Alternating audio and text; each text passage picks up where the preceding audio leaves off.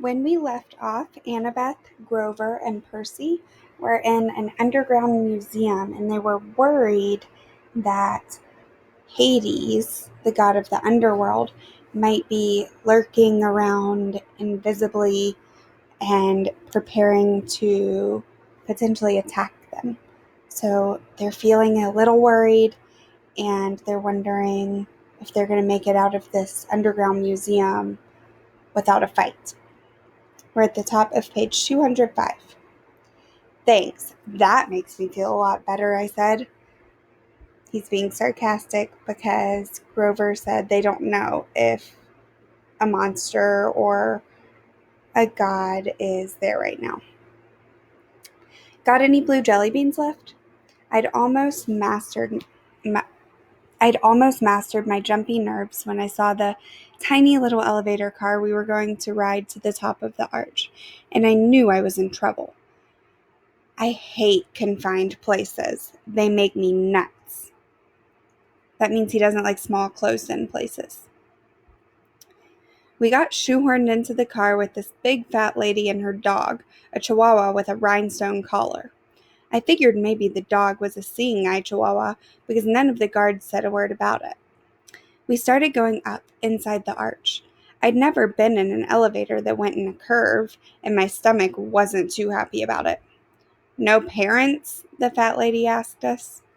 She had beady eyes, pointy, coffee-stained teeth, and a floppy denim hat, and a denim dress that bulged so much she looked like a blue jean blimp. They're below, Annabeth told her, scared of heights. Oh, the poor darlings, the chihuahua growled.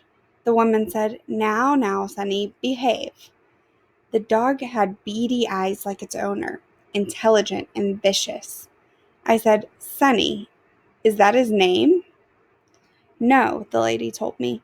She smiled as if that cleared everything up. At the top of the arch, the observation deck reminded me of a tin can with carpeting. Rows of tiny windows looked out over the city on one side and the river on the other. The view was okay, but if there's anything I like less than a confined space, it's a confined space 600 feet in the air. I was ready to go pretty quick. Annabeth kept talking about structural supports and how she would have made the windows bigger and designed a see-through floor. She probably could have stayed up there for hours, but luckily for me, the park ranger announced that the observation deck would be closing in a few minutes. I steered Grover and Annabeth toward the exit, loaded them into the elevator, and I was about to get in myself when I realized there were already 2 other tourists inside. No room for me. The park ranger said, Next car, sir. We'll get out, Annabeth said. We'll wait with you. But that was going to mess everybody up and take even more time. So I said, Nah, it's okay. I'll see you guys at the bottom. Grover and Annabeth both looked nervous, but they let the elevator door slide shut. Their car disappeared down the ramp. Why do you think Annabeth and Grover were looking nervous? What do you think's about to happen? Now the only people left on the observation deck were me, a little boy with his parents, the park ranger, and the fat lady with her chihuahua. I smiled uneasily at the fat lady. She smiled back, her forked tongue flickering between her teeth. Wait a minute, forked tongue? So imagine like a lizard tongue. Before I could decide if I'd really seen that, her chihuahua jumped down and started yapping at me. Now, Sonny, the lady said. Does this look like a good time? We have all these nice people here. Doggy, said the little boy. Look, a doggy. His parents pulled him back. The chihuahua bared his teeth at me, foam dripping from his black lips. Well, son, the fat lady sighed. If you insist. Ice started forming in my stomach. Did you just call that chihuahua your son? Chimera, dear, the fat lady corrected. Not a chihuahua. It's an easy mistake to make. She rolled up her denim sleeves, revealing that the skin of her arms was scaly and green. When she smiled, I saw that her teeth were fangs. The pupils of her eyes were sideways slits like a reptile's. The chihuahua barked louder, and with each bark it grew, first the size of a Doberman, then to a lion. The bark became a roar. The little boy screamed. His parents pulled him back toward the exit, straight into the park ranger, who stood paralyzed, gaping at the monster. The chimera was now so tall its back rubbed against the roof. It had the head of a lion with a blood-caked mane, the body and hooves of a giant goat, and a serpent for a tail, a 10-foot-long diamondback growing right out of its shaggy behind. So it had a snake for a tail. The rhinestone dog collar still hung around its neck, and the plate-sized dog tag was now easy to read. Chimera, rabid, fire-breathing, poisonous. If found, please call Tartarus. Extension 954. I realized I hadn't even uncapped my sword.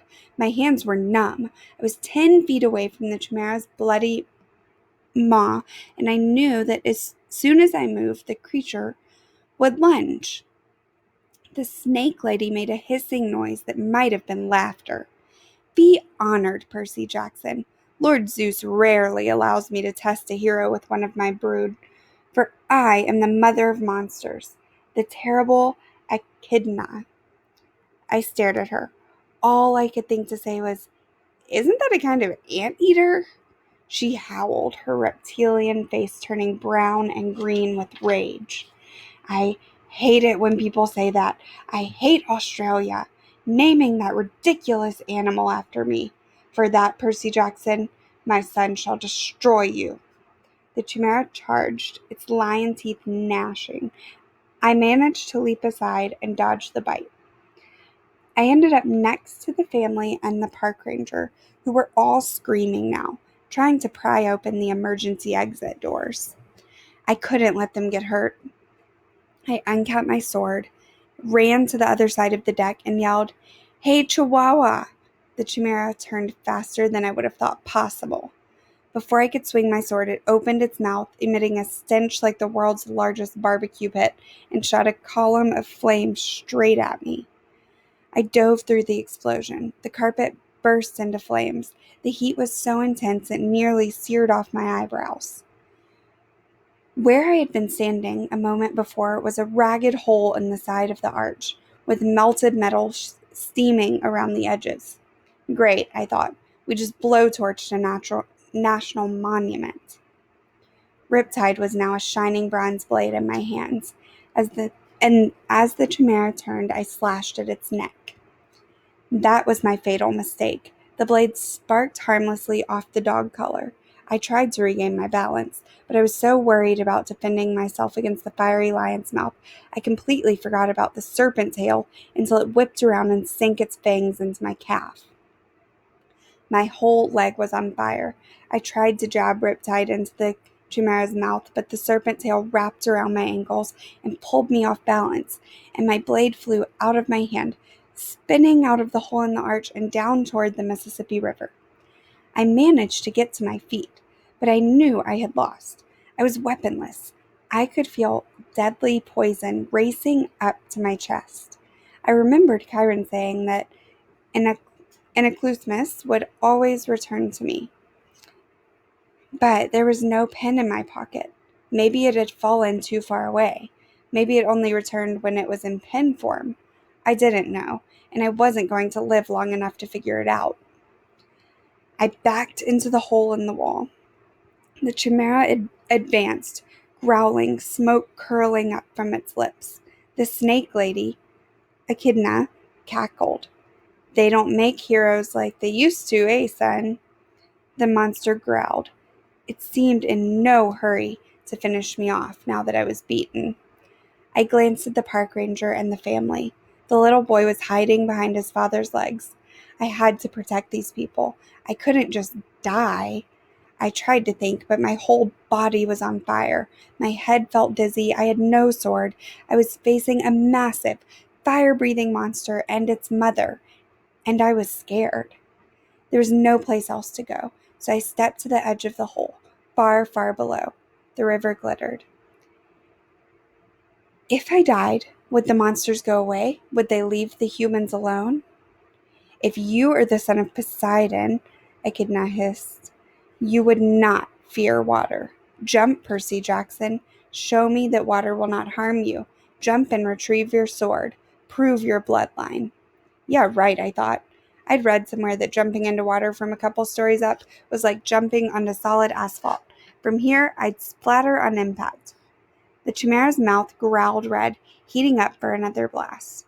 You have no faith, Echidna told me. You do not trust the gods. I cannot blame you, little coward. Better you die now. The gods are faithless. The poison is in your heart. She was right. I was dying. I could feel my breath slowing down. Nobody could save me, not even the gods. I backed up and looked down at the water. I remembered the warm glow of my father's smile when I was a baby. He must have seen me. He must have visited me when I was in my cradle. I remembered the swirling green trident that had appeared above my head the night of Capture the Flag, when Poseidon had claimed me as his son. But this wasn't the sea. This was the Mississippi, dead center of the USA.